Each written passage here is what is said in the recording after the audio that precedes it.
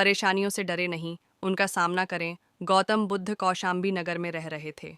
वहाँ की रानी गौतम बुद्ध का अलग अलग तरीकों से अपमान करती थी।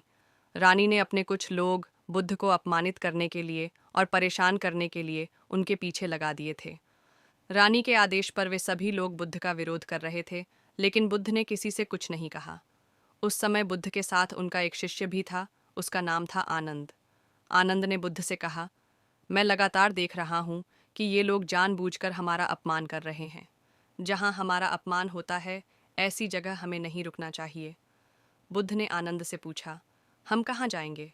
आनंद ने कहा, किसी और जगह चले जाएंगे जहाँ ऐसे लोग ना हो। बुद्ध बोले, अगर वहाँ भी ऐसी ही परेशानियों बनी तो फिर कहाँ जाएंगे? और हम कब तक भागते रहेंगे? अपमान भी एक समस्या है। हम अहिंसा, धैर्य के साथ विनम्रता और शालीनता से ऐसे लोगों का सामना करेंगे। बुद्ध की सीख, परेशानियां हर जगह हैं। हम परेशानियों से बच नहीं सकते, इसीलिए समस्या चाहे कैसी भी हो, हमें उसका सामना करना चाहिए। किसी व्यक्ति के लिए पहले से ही कोई राय न बनाएं। गौतम बुद्ध का एक खास शिष्य धम्माराम आश्रम में अपना काम करता और काम पूरा होने के बाद वह एकांत में चला जाता था। वह किसी से ज़्यादा बातचीत भी नहीं करता था।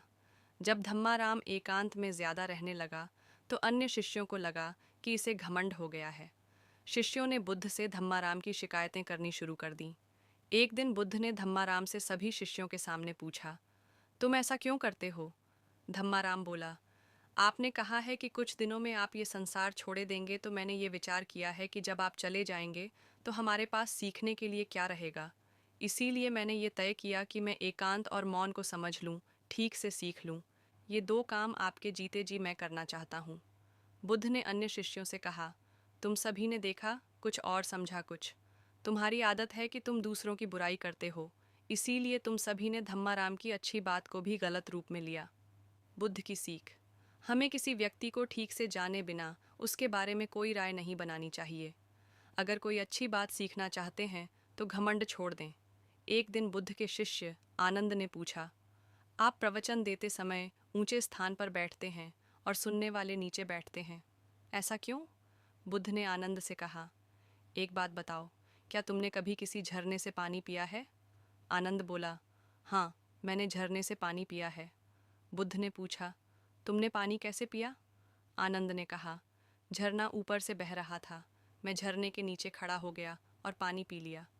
बुद्ध बोले, अगर झरने से पानी पीना है तो नीचे ही खड़े होना पड़ेगा। जो सत्संग, कथा या प्रवचन होता है, उसमें कहने वाला ऊपर बैठता है।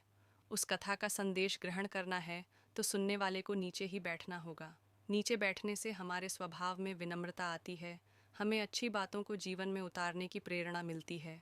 ऐसा करने से हमारा घमंड दूर होता है।